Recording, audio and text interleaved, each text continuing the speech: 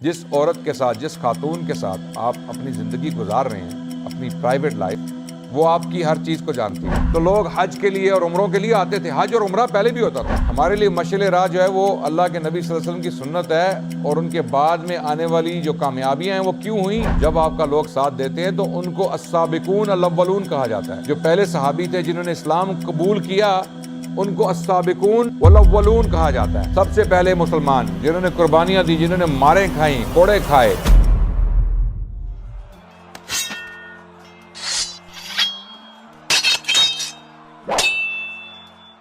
بسم اللہ الرحمن الرحیم، وما ارسلناک الا رحمۃ للعالمین، وقال رسول اللہ صلی اللہ علیہ وسلم بلغوا عنی ولو آیا۔ میرے عزیز بھائیوں اور بہنوں، آج کی قسط میں ہم یہ بیان کریں گے کہ جو دعوت کے مراحل تھے مکے میں، جب اللہ کے نبی صلی اللہ علیہ وسلم پر دوسری وحی نازل ہوئی، یا ایھا المدثر قم فانذر وربک فکبر وثیابک فطہر والرجز فاہجر ولا تمنن تستکثر ولربک فاصبر، جب یہ حکم نازل ہوا اللہ کی طرف سے کہ آپ کھڑے ہو جائیے اور اللہ کی بڑائی کو بیان کیجئے، تو اس کے بعد کے حالات کیا تھے؟ پہلے تو وحی نازل ہوئی غار حرا میں، اللہ کے نبی صلی اللہ علیہ وسلم کشمکش میں مبتلا ہو گئے، ان کو یہ پتہ نہیں تھا کہ اس وحی کا مطلب کیا ہے، اس کو کیسے سمجھا جائے، اس کا کیا معنی ہے۔ اور جب ورقہ بن نوفل نے ان کو بتایا کہ آپ اللہ کے نبی ہیں، یہ وحی پہلے بھی نازل ہوئی تھی آپ سے، یہ موسیٰ علیہ السلام پہ بھی یہی وحی نازل ہوئی تھی اسی قسم کی، اور آپ کو نکال دیا جائے گا، آپ کے لوگ آپ کے دشمن ہو جائیں گے، تو اللہ کے نبی صلی اللہ علیہ وسلم کو کچھ جو ہے وہ حالات کا اندازہ ہوا کہ شاید یہ کوئی ایک اسپیشل ایونٹ ہے انسان کی تاریخ میں، اور مجھے نبی کی حیثیت سے چن لیا گیا ہے۔ پھر جب وحی دوبارہ نازل شروع ہونا ہوئی تو اس وقت اللہ کے نبی صلی اللہ علیہ وسلم کو پتہ چل گیا کہ اب یہ ذمہ داری جو ہے یہ میرے کندھوں پر ڈال دی گئی ہے، پوری انسانیت کی ہدایت کی، مجھے ہادی اور راہبر بنا کر بھیجا گیا ہے۔ جو مکے میں اللہ کے نبی صلی اللہ علیہ وسلم نے زندگی گزاری نبوت کے بعد، 40 سال کی عمر میں پہلی وحی نازل ہوئی، اور اس کے بعد اللہ کے نبی صلی اللہ علیہ وسلم جو ہیں وہ 23 سال تک حیات رہے، اور 13 سال کا جو عرصہ تھا وہ انہوں نے مکے میں گزارا۔ ان 23 سالوں میں سے 13 سال مکے میں اور 10 سال بقیہ 10 سال اپنے کے مدینے میں۔ تو مکے کے جو 13 سال ہیں ان کو علماء 3 مراحل میں تقسیم کرتے ہیں۔ پہلا مرحلہ جو ہے وہ جو ہے پس پردہ دعوت کا مرحلہ ہے، کہ اللہ کے نبی صلی اللہ علیہ وسلم نے پس پردہ سیکریسی میں جو ہے وہ دعوت کا کام کیا، خاموشی سے، پرائیویٹلی لوگوں کو مل کے، جن سے ان کو امید تھی کہ ان سے شاید کچھ خیر کی توقع ہو اور یہ لوگ اسلام قبول کر لیں۔ دوسرا مرحلہ جو تھا وہ نبوت کے چوتھے سال میں شروع ہوا، 3 سال بعد، یعنی جب اللہ کے نبی صلی اللہ علیہ وسلم نے 3 سال پس پردہ دعوت کا کام کیا، اس کے اگلے سال چوتھے سال اللہ کے نبی صلی اللہ علیہ وسلم نے اپنی فیملی کو اسلام کی طرف بلایا، اپنے قریب کے لوگوں کو، اور پھر آخری مرحلہ جو ہے وہ نبی صلی اللہ علیہ وسلم نے کھل کے تبلیغ کی، اور اس مرحلے کے دوران بہت ظلم نبی صلی اللہ علیہ وسلم پہ کیے گئے اور ان کے ساتھیوں پہ کیے گئے جو ان کے ماننے والے تھے۔ تو پہلا مرحلہ پس پردہ، دوسرا مرحلہ کھل کے مکے کے اندر تبلیغ، اپنے رشتہ داروں کو بھی بلایا، دور پار کے رشتہ داروں کو اور مکے کے لوگوں کو، اور تیسرا مرحلہ یہ تھا کہ مکے سے باہر جا کر تبلیغ کا کام کیا۔ تیسرا مرحلہ جو تھا وہ 10ویں سال کے بعد شروع ہوا۔ تو پہلا مرحلہ 3 سال، پھر چوتھے سے 10ویں سال 7 سال، اور پھر آخری 3 سال مکے کے اللہ کے نبی صلی اللہ علیہ وسلم نے جو ہے مکے سے باہر جا کر دعوت کا کام کیا۔ مثال کے طور پہ طائف، جب اللہ کے نبی صلی اللہ علیہ وسلم طائف گئے تو وہاں پر کیا ہوا اس کے بارے میں بھی انشاءاللہ آگے تفصیل بیان کرتے ہیں۔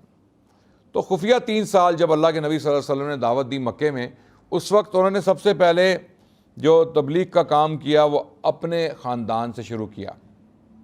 اس کی وجہ یہ تھی کہ اللہ سبحانہ و تعالیٰ نے حکم دیا، وہ انذر عشیرتک الاقربین، کہ اب آپ وارن کیجئے اپنے قریبی رشتہ داروں کو سب سے پہلے، سٹیپ بائی سٹیپ۔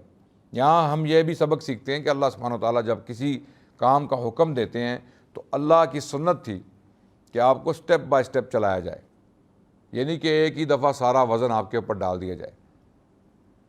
اگر آپ باڈی بلڈنگ کرنا چاہتے ہیں، میں ایک مثال دے رہا ہوں، دنیاوی مثال، تاکہ آپ سمجھ جائیں، تو جب آپ پہلے دن جم جاتے ہیں، کیا آپ پہلے دن ہی 300 کلو اٹھاتے ہیں؟ آپ کی کمر ٹوٹ جائے گی، آپ کی پسلیاں ٹوٹ جائیں گی، یا بازو ٹوٹ جائیں گے، رائٹ؟ کیونکہ اتنا وزن اٹھانے کی طاقت ابھی آپ میں اتنی سخت نہیں ہے۔ تو آپ بلڈ کرتے ہیں، اسی کو کہتے ہیں باڈی بلڈنگ۔ باڈی بریکنگ نہیں کہتے اس کو، باڈی بلڈنگ۔ جب آپ جاتے ہیں جم میں تو آپ بلڈ کرتے ہیں اپنا اسٹیمنا جو ہے، آہستہ سلولی آپ پہلے 20 کلو سے شروع ہوں گے، پھر 30 پہ جائیں گے، پھر 40 پہ۔ آپ کو 3-4 سال لگ جائیں گے اس جو ہے وہ اسٹیج پہ پہنچنے تک، جب تک آپ بڑا بہت زیادہ وزن اٹھا سکیں گے۔ اسی طرح اللہ سبحانہ تعالیٰ نے جو انسان کی فطرت کو جانتے ہیں، انسان کی حیت سے واقف ہیں، انہوں نے سٹیپ بائی سٹیپ اللہ کے نبی کو حکم دیا کہ آپ یوں چلیے۔ سب سے پہلے وَأَنذِرْ عَشِيرَتَكَ الْأَقْرَبِينَ۔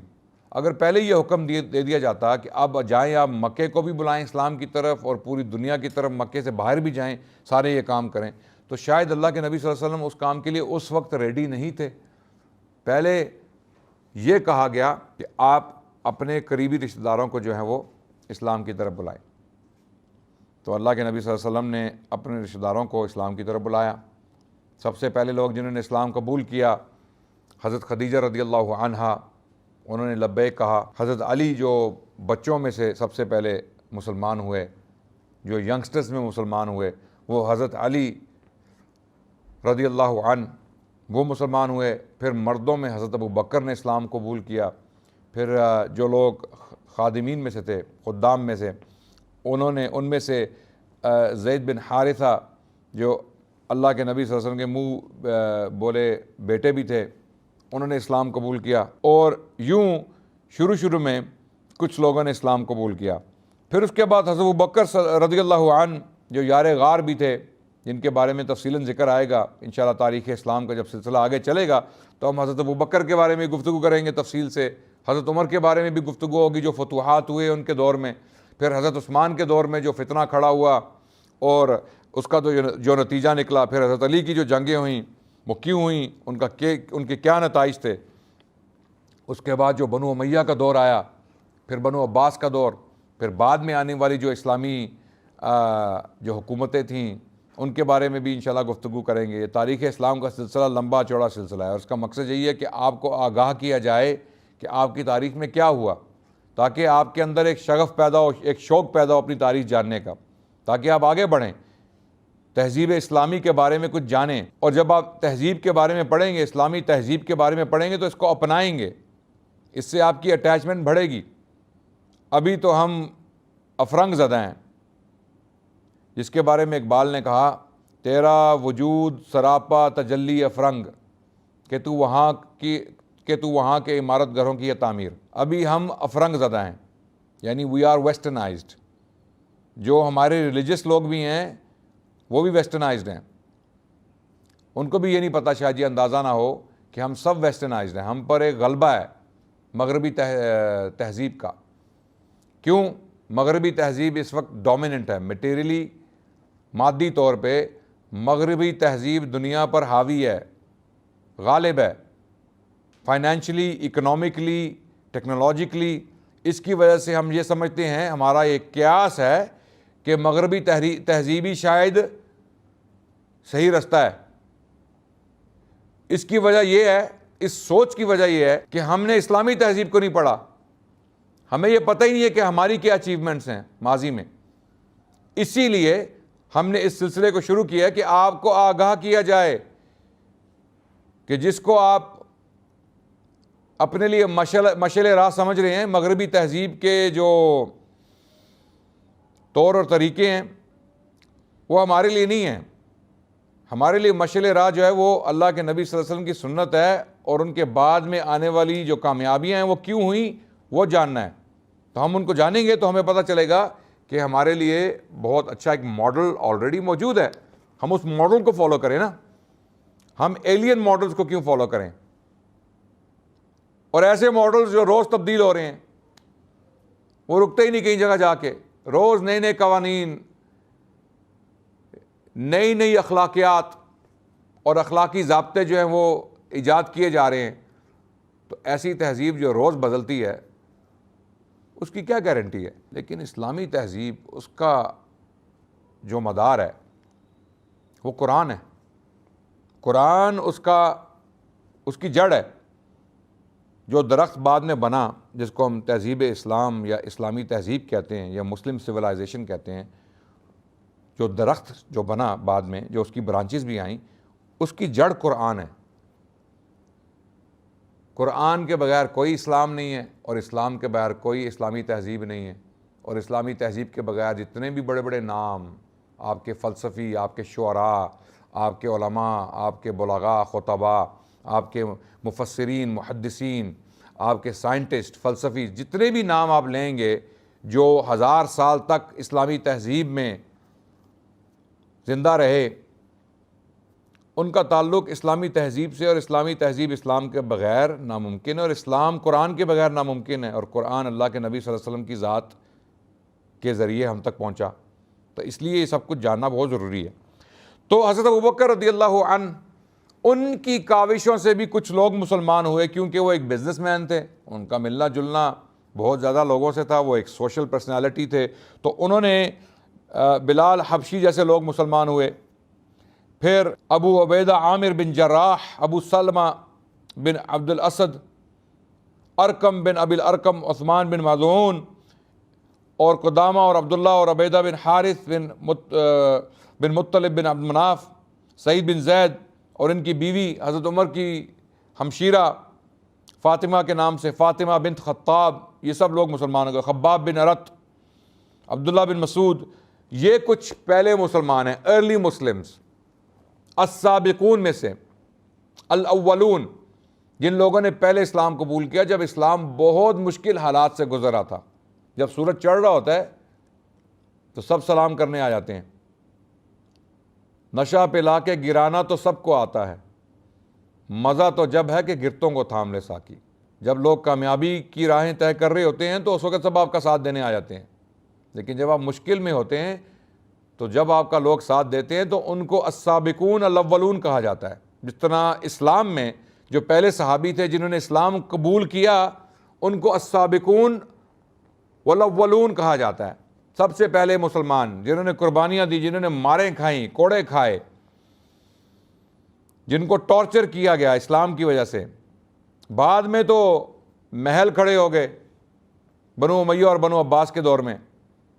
اسلام ایک بہت بڑی طاقت بن گئی. اسلام کا دورہ تھا اور چرچا تھا. پوری دنیا میں اسلام کا نام جو ہے وہ ایک رعب قائم ہو گیا. اسپین سے لے کر چائنا تک مسلمانوں کی حکومت قائم ہوگی. بنو امیہ کے دور ہی میں حضرت نبی صلی اللہ علیہ وسلم کی وفات کے تقریباً 80 سال بعد اللہ کے نبی صلی اللہ علیہ وسلم کی وفات ہوئی سن 11 ہجری میں، سن 11 ہجری.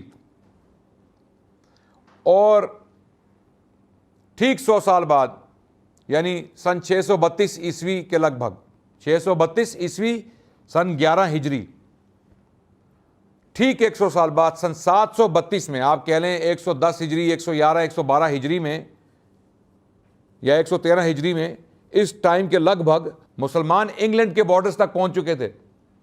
سن 731-32 اللہ کے نبی کے تقریباً 100 سال بعد انگلینڈ میں ایک مورخ تھا جس کا نام تھا بیڈ دا وینریبل. بیڈ، BEDE، بیڈ دا وینریبل. اس نے اپنی تاریخ میں ذکر کیا، the history of Anglo Saxons, اس نے ذکر کیا اپنی تاریخ میں کہ عرب جو ہے وہ ہمارے بہت قریب پہنچ چکے ہیں. یعنی اسپین میں تو عرب آ ہی چکے تھے. سن 92 ہجری میں تقریباً نبی صلی اللہ علیہ وسلم کی وفات کے، ان کے انتقال کے 81 سال بعد سن 92 ہجری میں طارق بن زیاد جو ہیں وہ اسپین میں لینڈ ہوئے. قتیبہ بن مسلم چائنا پہنچ چکے تھے اسی ٹائم، اسی دور میں، اسی سال میں، سن 92 ہجری میں. اور سن 92 ہجری ہی میں محمد بن قاسم جو ہیں وہ سندھ میں داخل ہوئے. یہ دنیا کی تاریخ میں سب سے بڑا خطہ ایک گروپ نے اپنے قبضے میں کیا. یعنی اسکندر اعظم کا نام لیا جاتا ہے، اس سے پہلے اسکندر اعظم کی جو فتوحات تھیں وہ اس سے کم تھیں. بنو امیہ کے دور میں، ولید بن عبد الملک کے دور میں، اسلام کی جو سرحدیں ہیں وہ اسپین سے لے کر چائنا تک اور چائنا سے لے کر ہندوستان کے جنوب تک پھیل چکی تھی. اگر آج بھی آپ جہاز میں بیٹھیں نا اور سفر کریں ہوائی جہاز میں، تو اسپین سے چائنا تک کا سفر تقریباً کم سے کم 10 گھنٹے کا تو ہوگا. 10 گھنٹے جہاز 500 کلومیٹر کی رفتار سے 500 کلومیٹر پر آور کی رفتار سے اڑے گا تو 10 گھنٹے بعد آپ چائنا پہنچیں گے. اور اس وقت اگر آپ سفر کریں اللہ کے نبی کے ٹائم یا صحابیوں کے دور میں تو شاید آپ کو 2 سال لگ جائیں. اسپین سے چائنا پہنچنے تک 2 سال شاید لگ جائیں. اتنی بڑی ٹیریٹری جو اللہ نے مسلمانوں کو بخش دی، اور اس کا بھی وعدہ اللہ نے قرآن میں کیا تھا. اس کا ذکر انشاءاللہ تفصیل کے ساتھ ہم آگے بیان کریں گے. اور جب یہ آپ تاریخ سنیں گے تو آپ کی رگوں میں خون نہیں دوڑے گا، آپ کی رگوں میں لاوا دوڑے گا، آپ کا خون گرما جائے گا. جب آپ یہ واقعات سنیں گے آپ کے اندر اسلام کی محبت جو ہے وہ انشاءاللہ اللہ کے فضل سے گھر بنا لے گی. آپ کو اندازہ ہوگا کہ آپ کے پچھلے لوگوں نے، جو آپ کے اسلاف ہیں جن کا آپ نام لیتے ہیں آج، انہوں نے کس قسم کی قربانیاں دیں. زبان سے بیان کرنا آسان ہے لیکن حقیقت سے گزرنا ایک اور معاملہ ہے. تو اس لیے یہ لوگ جب مسلمان ہوئے شروع میں تو ان کے ساتھ کیا سلوک ہوا وہ بھی ہم دیکھتے ہیں انشاءاللہ تھوڑی دیر میں. تو یہ تھا سیکرٹ جو ہے تبلیغ کا نتیجہ. بہت سارے لوگ مسلمان ہو گئے، یعنی اتنے زیادہ نہیں ہوئے، کم لوگ تھے لیکن کافی اچھی تعداد میں مسلمان ہو گئے لوگ. اس کی ایک وجہ یہ بھی تھی کہ وہ اللہ کے نبی کو جانتے تھے. یہ لوگ واقف تھے کہ محمد کون ہے. محمد صلی اللہ علیہ وسلم سچے انسان ہیں، جھوٹ کبھی نہیں بولا، ایک انتہائی بہترین اخلاق کے حامل انسان ہیں، غریبوں کی مدد کرنے والے ہیں اور رحم دل ہیں، اور اگر کسی کو مدد کی ضرورت ہو تو اس کی مدد کرتے ہیں. جس طرح کہ حضرت خدیجہ نے وہ خصائص اللہ کے نبی کے بیان کیے جب وہ غار حرا سے بھاگتے ہوئے ان کے پاس آئے تو اِنَّکَ لَتَصِلُ الرَّحِمَ وَتَقْسِبُ الْمَعْدُومَ وَتَقْرِي الضَّيْفَ وَتُعِينُ عَلَى نَوَائِبِ الْحَقِّ. یہ الفاظ تھے حضرت خدیجہ کے جو بخاری شریف میں درج ہیں. حضرت عائشہ راوی ہیں کہ حضرت خدیجہ نے یہ الفاظ بیان کیے کہ آپ اللہ سبحانہ و تعالیٰ آپ کو نقصان کبھی نہیں پہنچائیں گے. کلا واللہ لا یخزیک اللہ ابدا. اللہ آپ کو کبھی نقصان نہیں پہنچائیں گے. آپ صلہ رحمی کرنے والے ہیں. آپ جو لوگ اپنا وزن نہیں اٹھا سکتے ان کے لیے وزن اٹھا لیتے ہیں. آپ اپنے مہمانوں کی تکریم کرنے والے ہیں اور آپ سچ کا ساتھ دینے والے ہیں. تو آپ کو اللہ نقصان کس طرح دیں گے؟ اس کا مطلب برا نہیں ہے. اس تجربے کا مطلب جو ہے وہ برا نہیں ہے. اس کا مطلب کچھ اچھا ہی ہے. جب آپ کی بیوی آپ کے بارے میں یہ کہہ رہی ہو نا تو آپ دنیا کے سب سے اچھے انسان ہیں. آپ کی بیوی ہی آپ کو جانتی ہے. یہ آپ یاد رکھیے گا. جس عورت کے ساتھ، جس خاتون کے ساتھ آپ اپنی زندگی گزار رہے ہیں، اپنی پرائیویٹ لائف، وہ آپ کی ہر چیز کو جانتی ہے. وہ یہ بھی جانتی ہے کہ آپ فون پہ کیا کر رہے ہیں. بے شک آپ لاکس لگا کے رکھیں، آپ کے جو پاس ورڈز ہیں نا اس کو پتہ ہے، کیونکہ جب وہ آپ کے ساتھ ایک ہی بستر پہ لیٹی ہوئی اور آپ اپنے فون پہ جب اپنا فون کھولتے ہیں نا پاس ورڈ لگا کے، تو آپ یہ نہ سمجھیں کہ وہ سو رہی ہیں یا وہ دیکھ نہیں رہی ہیں. وہ دیکھ رہی ہیں، پاس ورڈ بھی پتہ ہے ان کو. ماشاء اللہ. تو باخبر رہیے. آپ کی بیویاں آپ کو جانتی ہیں، اور جب آپ کی بیوی آپ کو اچھا انسان سمجھے، وہ آپ کی تعریف کرے اور حقیقی معنوں میں تعریف کرے، خوف اور ڈر کی وجہ سے نہ کرے، دل سے کرے، تو آپ مان لیں کہ آپ پر اللہ کے فضل ہیں. کیونکہ وہ آپ کو جانتی. اس کو آپ نے امپریس نہیں کرنا نا، اس کے سامنے آپ نے ریا تو نہیں کرنی. بیوی کو آپ نے کیا امپریس کرنا ہے؟ آپ کے نکاح میں آ گئی، بیچاری پھنس گئی. اب اس نے کہاں جانا ہے؟ بچے بھی 2-4 ہو گئے آپ کے، تو اب اس بیچاری نے کہاں جانا ہے؟ تو اس کو آپ نے اب کیا امپریس کرنا ہے؟ اب جب امپریس کرنے کے لیے آپ کچھ کریں گے تو آپ باہر جائیں گے نا اپنے بال شال بنا کے کہ میں باہر جا کے کسی کو امپریس کروں. جو لوگ آپ کو نہیں جانتے آپ ان کے سامنے جو ہے نا بڑا اچھا بن کے دکھائیں گے کہ میں بہت اچھا انسان ہوں, میں بڑا عظیم, میرے اندر بہت اچھی کوالٹیز ہیں. حقیقت آپ کی جو ہے نا وہ آپ کی بیویاں جانتی ہیں. جو سلوک آپ اپنی بیوی کے ساتھ کرتے ہیں نا گھر کے اندر, یہ میں آپ کو بتا رہا ہوں کھل کے, وہی آپ کی اصلیت ہے. کبھی یہ نہ سوچنا کہ کبھی آپ باہر لوگوں کو اچھی طرح ملتے ہیں, سلام دعا کرتے ہیں, جھک کے ملتے ہیں, بڑی عاجزی سے ملتے ہیں, بڑے پیار سے محبت سے, بڑے اچھے اچھے الفاظ, میٹھے میٹھے الفاظ استعمال کرتے ہیں تاکہ لوگ آپ کو برا مت سمجھیں نا کہ یہ جانور ہے, عجیب سا انسان ہے, بدتمیز انسان ہے, کسی کام کا نہیں ہے. یہ چیزیں آپ یہ نہیں چاہتے کہ لوگ آپ کے بارے میں یہ چیزیں کہیں. آپ کی بیوی کے ساتھ جو آپ کا سلوک ہے گھر کے اندر چار دیواری میں اپنے کمرے میں جب دروازہ بند ہے, وہ آپ کی حقیقت ہے, آپ کی اصلیت وہ ہے, آپ وہ انسان ہیں. یہ آپ جان لیں. اگر آپ کا سلوک اپنی بیوی کے ساتھ اچھا ہے, اور اس کا مطلب یہ نہیں ہے کہ آپ بیوی کے غلام بن جائیں, میں یہ نہیں کہہ رہا. بیوی کا اپنا مقام ہے, وہ آپ کی ملکہ ہے. اگر آپ گھر کے بادشاہ ہیں تو وہ آپ کی ملکہ ہے, آپ کے بچوں کی ماں ہے. اس کو عزت دیں, اس کو اس کا حق دیں. جو اسلام میں اللہ کے نبی نے حکم دیا ہے اس کو پورا کریں. اللہ کے نبی صلی اللہ علیہ وسلم نے فرمایا ہے کہ تم میں سے بہترین شخص وہ ہے جو اپنے اہل کے ساتھ بہترین ہے, اور میں تم میں سے سب سے زیادہ اپنے اہل کے ساتھ اچھائی کرنے والا ہوں. اہل سے مراد آپ کی بیوی, پرائمریلی سب سے پہلے آپ کی بیوی. آف کورس ماں باپ کا تو ایک اور رتبہ ہے نا, ماں باپ کے ساتھ تو سب اچھائی کرتے ہیں, اور جو نہیں کرتے وہ بد نصیب ہیں. ماں باپ تو جنت کے دروازے ہیں, ماں باپ جنت کے دروازے ہیں. لیکن سوال پکڑ جو ہے وہ آپ کی بیوی پہ ہو جائے گی آپ کی قیامت کے دن. کیوں؟ وہ آپ کی سپرویژن کے انڈر ہے, وہ آپ کی ذمہ داری ہے, آپ اس کے لیڈر ہیں. اور اگر آپ نے اس کے ساتھ بدسلوکی کی, آپ نے اپنی طاقت کا ناجائز فائدہ اٹھایا, آپ نے اس کی مجبوری کا ناجائز فائدہ اٹھایا, تو قیامت کے دن پکڑ ہو جائے گی. تو جو لوگ اپنی بیویوں کے ساتھ بدسلوکی کرتے ہیں وہ یہ جان لیں کہ وہی ان کی اصل حقیقت ہے. اچھا اور برا ان کو وہاں سے پتہ چل جائے گا. تو جب آپ کی بیوی آپ کے بارے میں کہہ رہی ہے آپ اتنے عظیم انسان ہیں, آپ لوگوں کی مدد کرنے والے ہیں, آپ غریبوں کی کفالت کرتے ہیں, اپنے آپ مہمان نواز ہیں, تو سبحان اللہ یہ کیسے آدمی ہوں گے. اللہ کے نبی صلی اللہ علیہ وسلم, یہ کیسی شخصیت ہوگی ان کی. تو یہ چیزیں جو ہیں یہ حضرت خدیجہ رضی اللہ عنہا نے حضرت نبی صلی اللہ علیہ وسلم کے بارے میں فرمائیں.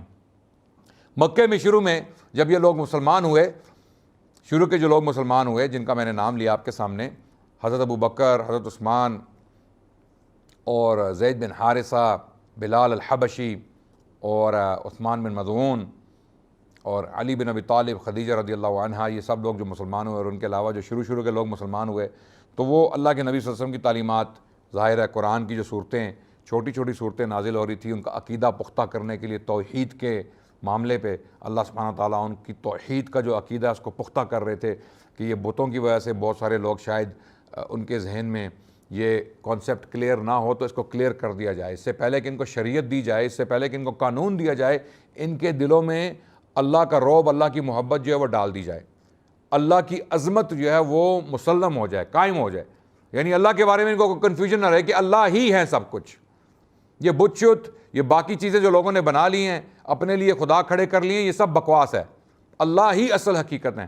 تو اس لیے چھوٹی چھوٹی صورتیں نازل ہوئیں اللہ کے نبی صلی اللہ علیہ وسلم میں شروع میں, اور اس سے توحید کا جو عقیدہ تھا وہ پختہ کیا گیا. اور نماز بھی پڑھی جاتی تھی, 2 نمازیں پڑھی جاتی تھی, صبح اور شام 2 نمازیں اللہ کے نبی اور ان کے صحابی مل کے پڑھتے تھے, کیونکہ یہی حکم تھا. بعد میں آگے جا کے 10ویں سال میں, نبوت کے 10ویں سال میں, معراج کے موقع پر, معراج کے واقعے کے دوران اللہ سبحانہ تعالیٰ نے 5 نمازیں فرض کی. پہلے 50 فرض ہوئیں, وہ سارا واقعہ آپ نے سنا ہوگا کہ موسیٰ علیہ السلام ملے رستے میں اللہ کے نبی صلی اللہ علیہ وسلم کو کہ کیا ہوا, تو اللہ کے نبی صلی اللہ علیہ وسلم نے بتایا کہ ہمیں 50 نمازیں جو ہیں وہ دی گئی ہیں. تو موسیٰ علیہ السلام نے کہا پلٹ جائیے, میں بنو اسرائیل سے مل کے آیا ہوں, پلٹ جائیے, آپ کی امت یہ نمازیں نہیں پڑھ سکے گی. تو اللہ کے نبی صلی اللہ علیہ وسلم تقریباً جو ہے وہ اس وقت تک واپس جاتے رہے جب تک نمازیں 5 تک نہیں آ گئی. 5 نمازیں جب تک فرض نہیں ہوئیں تو اس وقت بھی موسیٰ علیہ السلام نے فرمایا پلٹ جائیے, یہ 5 بھی جو ہیں یہ نہیں پڑھ سکیں گے. کیا موسیٰ علیہ السلام سچ بول رہے تھے؟ امت کی اکثریت آج 5 نمازیں پڑھتی ہے. امت کی اکثریت کی بات کر رہا ہوں. کیا 5 نمازیں ہم لوگ پڑھتے ہیں؟ تو موسیٰ علیہ السلام نے ان کو کہا کہ آپ پلٹ جائیے, یہ بھی نہیں پڑھ سکیں گے. تو حضرت رسول اللہ صلی اللہ علیہ وسلم نے کہا مجھے اب اللہ سے شرم آتی ہے, اب میں واپس نہیں جاؤں گا, یہ 5 نمازیں پڑھیں میری امت پڑھے گی انشاءاللہ, میں حکم دوں گا. تو 5 نمازیں فرض ہونے سے پہلے مسلمان 2 نمازیں پڑھ رہے تھے دن میں, اور وہ شروع کے وقت میں تھا, بعد میں ان کو 5 کیا گیا. تو قریشی اس وقت واقف تھے کہ یہ سب جو ہو رہا ہے, ان کو پتہ چل رہا تھا کہ اب محمد صلی اللہ علیہ وسلم سیکریسی میں یہ کام کر رہے ہیں, پرائیویٹلی یہ کام ہو رہا ہے, تبلیغ ہو رہی ہے, لوگوں کو اسلام کی طرف بلایا جا رہا ہے, اور انہوں نے اگنور کر دیا, انہوں نے نظر انداز کر دیا کہ یہ ایک اور شخص ہے جو زید بن عمر بن نفیل کی طرح, اور ایک اور اس ٹائم توحید پرست یا موحد شخص آیا مکے کی تاریخ میں, جنہوں نے آ کے بتوں کی مذمت کی. انہوں نے کہا یہ تم لوگوں نے کیا بنا لیا اپنے لیے؟ اللہ کے نبی سے بھی پہلے لوگ کچھ ایسے آئے تھے جنہوں نے قریشیوں کو سمجھانے کی کوشش کی کہ ہمیں نہیں پتہ اللہ کی عبادت کس طرح کرنی, کیونکہ وہ نبی تو نہیں تھے, ان پہ وحی نازل نہیں ہوئی تھی, لیکن اللہ نے ان کو ہدایت دے دی. ان کو اللہ نے ہدایت دے دی کہ یہ سب بکواس ہے, یہ تم نے جو بت بنا کے کھڑے کر دیے ہیں ان کی پوجا کر رہے ہو, اللہ سے ڈرو, ہمیں نہیں پتہ. بلکہ زید بن عمر بن نفیل کے بارے میں کہا جاتا ہے کہ وہ سجدے میں گرتے تھے اور کہتے تھے اللہ مجھے نہیں پتہ میں کیسے تیری عبادت کروں, لیکن میں اسی طرح کروں. سجدے میں گرتے تھے زید بن عمر بن نفیل. بتوں کی پوجا انہوں نے نہیں کی. حضرت عمر بن خطاب کے کزنز میں تھے, اور ان کی وفات اسلام کی تبلیغ سے پہلے ہی ہو چکی تھی, زید بن عمر بن نفیل. تو انہوں نے کہا یہ لوگ جو ہیں ان کو اگنور کیا جائے. جیسے یہ لوگ آئے ہیں پہلے اپنے خیالات کا اظہار کر کے مر گئے چلے گئے, یہ محمد صلی اللہ علیہ وسلم بھی ایسے ہی ان کی تبلیغ بھی فیل ہو جائے گی, کچھ 2 4 5 10 لوگ ان کے ماننے والے ہوں گے, اس کے بعد یہ معاملہ ختم ہو جائے گا. ہمارے بزنس کو کسی نے چھیڑ, کیونکہ یہ ان کا بزنس تھا قریشیوں کا, یہ ان کا کاروبار تھا. انہوں نے ایک بازار بنایا ہوا تھا. پورے عرب کے لوگ جو ہیں وہ حضرت ابراہیم اور اسماعیل کی نسبت کی وجہ سے وہ اس گھر کو مقدس گھر سمجھتے تھے, اور وہ یہ قیاس کر بیٹھے تھے کہ یہ شاید انہی کا دین ہے.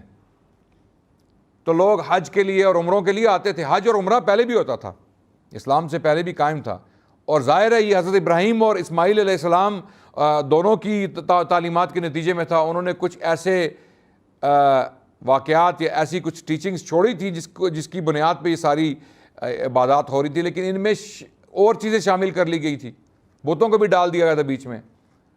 تو اصل جو عبادت تھی اس کی صورت بگڑ گئی. تو قریشیوں نے ان کو اگنور کیا, شروع میں نظر انداز کیا. یہاں پر میں رکوں گا انشاءاللہ, اور بقیہ جو کھل کے اللہ کے نبی صلی اللہ علیہ وسلم نے مکے میں تبلیغ کی 3 سال بعد, سیکرٹلی تبلیغ کرنے کے بعد کھل کے جو تبلیغ کی اگلے 7 سال, اس کا نتیجہ کیا ہوا, اور اس میں کون سے حالات جو نبی صلی اللہ علیہ وسلم کو دیکھنے پڑے, اس کے بارے میں انشاءاللہ اگلی قسم میں گفتگو کریں گے. تب تک کے لیے السلام علیکم ورحمۃ اللہ والحمد للہ رب العالمین.